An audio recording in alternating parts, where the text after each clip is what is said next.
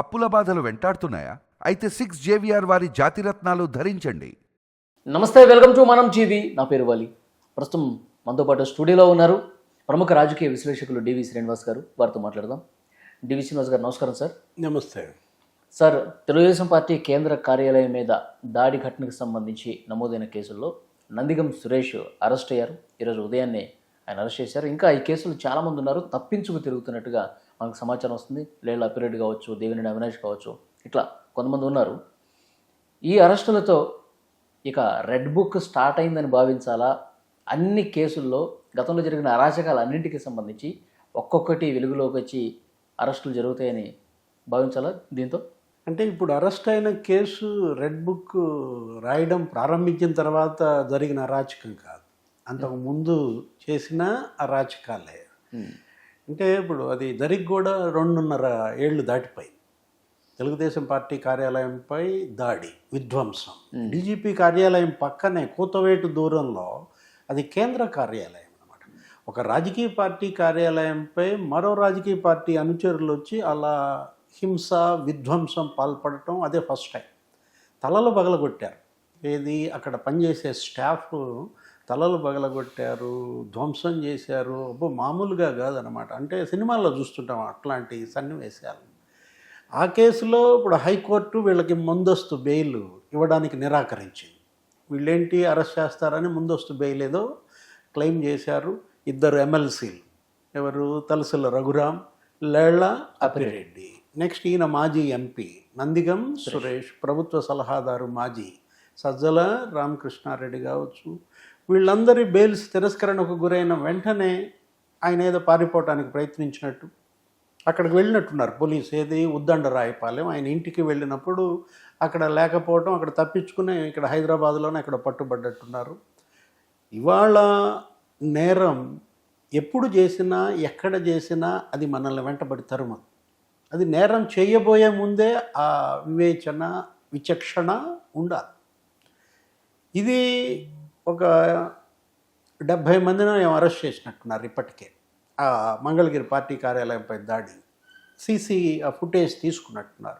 ఎవరెవరు పాల్గొన్నారు ఏంటి మనం కూడా చూసాం వీడియోల్లో కూడా. సేమ్ అట్లాగే వైసీపీ కార్యాలయంలో సీసీ ఫుటేజ్ తీసుకున్నారు రీసెంట్గానే. అంటే ఈ 2 మ్యాచ్ చేసినట్టున్నారు. ఇక్కడ ఈ ఇన్సిడెంట్ జరగక ముందు అక్కడ ఎవరున్నారు, ఇక్కడ వైఎస్ఆర్ కాంగ్రెస్ పార్టీ కార్యాలయంలో సమావేశమైన వాళ్ళు ఆ ఫేసులు ఈ ఫేసులు టాలీ చేసినట్టున్నారు. సేమ్ అవే గుంపులు కనపడ్డట్టున్నాయి. దానికి వీళ్ళే నాయకత్వం వహించారని, ఈ 6గురే దాని వెనక సూత్రధారులని, కొంతమంది పాత్రధారుల అరెస్ట్ జరిగింది. ఇది సూత్రధారుల అరెస్ట్ కింద చూడాలి. ఏది? నందిగం సురేష్, లేకపోతే లేళ్ల అప్పిరెడ్డి, సజ్జల, తలసిల రఘురాం. వీళ్ళు ప్రత్యక్షంగా పాల్గొనకపోవచ్చు, కానీ ఆ కుట్ర, ఆ విధ్వంస రచన పలానా చోట జరిగింది, పలానా వాళ్ళు సూత్రధారులని పోలీస్ ఫిక్స్ చేసినట్టు అన్ని ఆధారాలతోనే వాళ్ళ అరెస్టులు జరుగుతున్నాయని మనం చూడాలా. గతంలో కూడా చూసాం దేవినేని అవినాష్, ఆయన కూడా ఉన్నాడు ఇందులో. ఇంకొక సూత్రధారి. ఆయన ఎయిర్పోర్ట్కి వెళ్తే వెనక్కి పంపించారు. అవునా? ఏది? ఇక్కడ హైదరాబాద్ ఏదో దుబాయ్ పోవాలనుకునే ప్రయత్నంలో అక్కడ కూడా ఇదే సినిమా పట్టుకొచ్చినట్టున్నారు. కాకపోతే తను కూడా ఖండించాడు. ఏమని? అది మామూలుగా నన్ను ఎవరు పట్టుకురాలేదు, నేనేం పరారావట్లేదు అంటూ దేవినేని అవినాష్. మరి ఇప్పుడు అతను కూడా అజ్ఞాతంలోనే ఉన్నట్టున్నాడు. అవును. వీళ్ళంతా పరారైపోయిన పరిస్థితి. వీళ్ళ కోసం లుకౌట్ నోటీసులు జారీ కావటం మరీ దురదృష్టకర పరిణామాలు. లుకౌట్ నోటీసులు ఎవరికి జారీ చేస్తారు? ఘరానా నేరస్తులు, పట్టుబడకుండా అజ్ఞాతంలో తప్పించుకు తిరుగుతున్నటువంటి వాళ్ళు లుకౌట్ నోటీసులు ప్రజాప్రతినిధులకు జారీ చేయడం ఫస్ట్ టైం చూస్తున్నాం. ఏది? పోటీ చేసిన అభ్యర్థులు. అంటే నేరము ఇటు ప్రజాప్రాతినిధులు ఎలా మమైకమయ్యారు, ఎలా కుమ్మక్కయ్యారు, నేరగాళ్లతో వీళ్ళు ఎలా ఫిక్స్ అయ్యారనేది ఇక్కడ కనపడుతుంది. మనం వల్లభనేని వంశీ కోసం కూడా ఏదో బృందాలు వెతుకుతున్నాయి చాలా రోజులుగా. అదేంటది? గన్నవరం పార్టీ కార్యాలయంపై దాడి తగలబెట్టారు. ఆయన అమెరికాలో వెళ్ళిపోయాడా సార్? ఆయన అమెరికాలో ఉన్నాడా? తెలియదు మనకేంటి ఇప్పుడు తెలిస్తే మరి పోలీస్ మనల్ని అడుగుద్దు కదా ఏది మనల్ని కూడా తీసుకెళ్తే మీకు తెలిసే అడుగుతారు నిన్ను నన్ను కూడా. వాళ్ళ అజ్ఞాతంలో ఉన్నాడు వల్లభనేని వంశీ. 15 బృందాలు ఆయన కోసం గాలిస్తున్నాయి. కొంతమంది హైదరాబాద్లో ఉన్నారని, తర్వాత ఏదో నేపాల్లో ఉన్నాడని, డల్లాస్లో ఉన్నాడని, గోవాలో ఉన్నాడని అనేక రకాల ఇవి ప్రచారాలు జరిగిన పార్టీ కార్యాలయాలు, ఏ కార్యాలయమైనా సరే ఒక రాజకీయ పార్టీ కార్యాలయం పైన దాడి చేయటం అనేది అది ప్రజాస్వామ్యంపై దాడి. ఎందుకంటే ఆ రాజకీయ పార్టీ కార్యాలయం ఆ నాయకులకు కావచ్చు, ఆ కార్యకర్తలకు కావచ్చు, అది దేవాలయం. ఇప్పుడు వైఎస్ఆర్ కాంగ్రెస్ పార్టీ కార్యాలయం ఉంది, దానిపైన దాడి చేసినా అది నేరం కిందే లెక్క అన్నమాట. ఎందుకని అది వైఎస్ఆర్ కాంగ్రెస్ పార్టీ నాయకులకి కార్యకర్తలకు అది దేవాలయం. అలాంటిది వీళ్ళు తెలుగుదేశం పార్టీ కార్యాలయం పైన దాడి చేయటం, దాడిని ప్రోత్సహించటం, దాని వెనుక స్కెచ్ ఏంటి, ఏం జరిగింది, ఎందుకు దాడి చేశారు, ఆ దాడి ద్వారా వీళ్ళు ఏం సాధించారు, ఎలా జగన్మోహన్ రెడ్డి 5 ఏళ్ల పరిపాలనలో ఈ కరడుగట్టిన నేరస్తులు ఎలా విశృంఖల విహారం చేశారు. సార్ ఇప్పుడు ఎవరైతే అరెస్టులు జరుగుతున్నాయో వాళ్ళ ఆదేశాలతోనే, వాళ్ళ ప్రోత్సాహంతోనే జరిగిందా, లేకపోతే తాడేపల్లి ప్యాలెస్ నుంచి ఏమన్నా డైరెక్షన్స్ వచ్చాయా? జగన్మోహన్ రెడ్డి పాత్ర కూడా ఏమన్నా ఉండొచ్చు? ఎందుకంటే కేంద్ర కార్యాలయం మీద ఒక పార్టీకి సంబంధించి దాడి చేయడం అంటే చిన్న విషయం కాదు. అంటే ఇప్పుడు మనం చూసాం వివేకానంద రెడ్డి హత్య కేసు.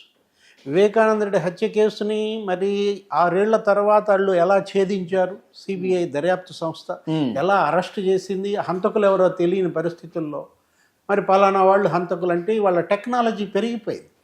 ఏది ఆ నేరం జరిగినప్పుడు ఈ హంతకులుగా అనుమానితులు ఎక్కడున్నారు, వాళ్ళని గూగుల్ టేక్ ఓవర్ ద్వారానో ఏదో వాళ్ళు గుర్తిస్తున్నారు.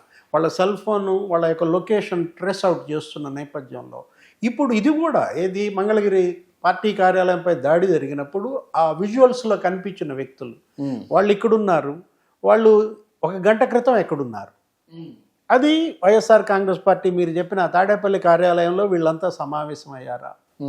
మనం చూసాం వివేకానంద రెడ్డి హత్య కేసు ముందు నిందితులు ఎక్కడ సమావేశమయ్యారని వచ్చింది, ఆ భాస్కర్ రెడ్డి ఇంట్లో, అవినాష్ రెడ్డి ఇంట్లో వాళ్ళు సమావేశమైనట్టు, అవినాష్ రెడ్డి అక్కడే ఉన్నట్టు, తర్వాత మళ్ళీ పలానా టైంకి ఇక్కడ వీళ్ళు ఉన్నట్టు. ఈ విధంగానే A7 A8 మనం చూసాం. భాస్కర్ రెడ్డి అరెస్ట్ కానీ అవినాష్ రెడ్డి టెక్నికల్గా అరెస్ట్ చూపించారు. ఇప్పుడు ఇది కూడా అదే. ఏది ఇప్పుడు సురేష్ ఈయన ఆ సమయంలో ఎక్కడున్నాడు, ఆ సజ్జల రామకృష్ణ ఎక్కడున్నాడు, లేళ్ల అప్పిరెడ్డి ఎక్కడున్నాడు, వీళ్ళందరూ కూడా మరి వచ్చిన వాళ్ళు అక్కడ కనుక వైఎస్ఆర్ కాంగ్రెస్ పార్టీ కార్యాలయంలో వీళ్ళతో మాట్లాడిన విజువల్స్ ఉన్నాయనుకో, దాడిలో పాల్గొన్న వాళ్ళు, దాడిని ప్రోత్సహించిన వాళ్ళ యొక్క విజువల్స్ని కనుక ఈ దర్యాప్తు సంస్థ ఇప్పటికే ఎస్టాబ్లిష్ చేసింది అంటున్నారు. ఇప్పుడు మంగళగిరి పోలీసులు ఇవాళ చాలా స్పీడ్గా ఉన్నటువంటి నేపథ్యంలో పోలీస్కి సాధ్యం కానిది లేదు. ఎందుకంటే వాళ్ళకి టెక్నాలజీ సపోర్ట్తో నేరస్తులు ఎక్కడున్నా కనిపెడుతున్నారు. దీని వెనక అసలు జగన్మోహన్ రెడ్డి హస్తం ఉందా? జగన్మోహన్ రెడ్డి ప్రోత్సాహంతోనే మరి ఈ విధ్వంసం జరిగిందా? ఎవరు A1, ఎవరు A2, A3, A4 అనేది మనకి. సరే, తాడేపల్లి ప్యాలెస్ నుంచి ఇది ప్లాన్ జరిగితే, జగన్మోహన్ రెడ్డి గారి ప్రోద్బలంతో ఇదంతా జరిగితే కనుక ఆయన్ని అరెస్ట్ చేసే అవకాశం ఎందుకు ఉండదు? ఎందుకంటే ఆయనే A1. ఇప్పుడు మంగళగిరి పార్టీ కార్యాలయంపై దాడి, ఈ విధ్వంసం కేసులో అటు తిరిగి ఇటు తిరిగి A1 జగన్మోహన్ రెడ్డిగా తేల్తాడా? ఎందుకంటే ఆయనకు బాగా నచ్చిన నంబర్ అది. A1 అనేది ఇప్పుడు జగన్మోహన్ రెడ్డికి ఒక ట్యాగ్ లైన్గా, ఒక ఇంటి పేరుగా ఫిక్స్ అయిపోయిన దాంట్లో ఇప్పటికే 12 సిబిఐ కేసుల్లో ఆయనే A1, 8 ఈడీ కేసుల్లో ఆయనే A1. ఇప్పుడు వీటన్నిటిలో కూడా ఈ 5 ఏళ్ల జగన్మోహన్ రెడ్డి పరిపాలనలో పెట్టబోయే ఎన్ని కేసుల్లో మరి A1 అవుతాడో చూడాలా. అటు ఇప్పటికే ఇసుక అందులో A1 అవుతాడా, ఇసుక దోపిడీ కేసులో, మద్యం దోపిడీ కేసులో కూడా ఆయన A1 అవుతాడా చూడాలి. ఇప్పటికీ A1గా 20 కేసుల్లో ఉన్నాడు, మరి A1గా మరో 20 కేసుల్లో ఉంటాడా? సరే, ఎన్ని కేసులు ఉన్నా సరే ఆయన అరెస్ట్ చేసే పరిస్థితి ఎందుకు రావట్లేదు? ఇప్పుడు అక్రమస్తుల కేసు కావచ్చు, ఇప్పుడు ఈ 5 ఏళ్ల అరాచకంలో కావచ్చు, ఆయన అరెస్టు ఎప్పుడు ఉండొచ్చు అంటారు? Every dog has a day. ఏది ప్రతి కుక్కకు ఒక రోజు అనేది వస్తుందనేది అదో ఇంగ్లీష్లో సేయింగ్. అది మనం అనేది అది ఈయన మళ్ళీ లేనిపోయింది. మనం జగన్మోహన్ రెడ్డి గారిని కుక్క అన్నాం అనుకుంటారు. అని కాదు. ఇవాళ ఏంటి every criminal has a day అన్నమాట. ఓకే. ప్రతి నేరస్తుడికి కూడా ఏదో ఒక రోజు అంటూ వస్తుంది. పోస్ట్ మార్టం ఇప్పుడు హత్యలు చేసిన వాళ్ళు ఎప్పటికైనా పోస్ట్ మార్టం టేబుల్ ఎక్క తప్పదు. ఇప్పుడు ఒక ఎస్పీ చెప్పాడు నాతో, ఏదో కవరేజ్ ఇష్యూస్లో మనకి ఈ ఫ్యాక్షను ఈ ఏరియాస్లో కవర్ చేస్తున్నప్పుడు ఈ రక్తపాతం ఈ మర్డర్స్ ఇది చూస్తున్నప్పుడు ఆయన అనేవాడు అనమాట, ఇవాళ మీరు హత్యలకు పాల్పడుతున్నారు, రేపు మీరు వాటికి గురవుతారు, మీ బాడీ కూడా పోస్ట్ మార్టం టేబుల్ ఎక్కుద్ది అని ఆయన. ఇంకో సామెత కూడా ఉంది, కత్తి పట్టినాడు మళ్ళీ అదే కత్తికి పోతాడు, బలవుతాడు. అవును. కత్తి పట్టినాడు కత్తికి బలవుతాడు, నేరం చేసిన వాడు నేరానికే బలవుతాడు. సహజ న్యాయ సూత్రాల్లో ఇది కూడా ఒక భాగం. సహజ న్యాయ సూత్రాలు అవి వాళ్ళ కోర్టులు అమలు చేసినా అమలు చేయకపోయినా, పోలీసు వల్ల జరిగినా జరగకపోయినా, ప్రకృతి వల్ల సహజ న్యాయ సూత్రం అమలవుతుంది. ఓకే, చూద్దాం సార్ ఏం జరుగుతుందో. Thank you very much. నమస్తే.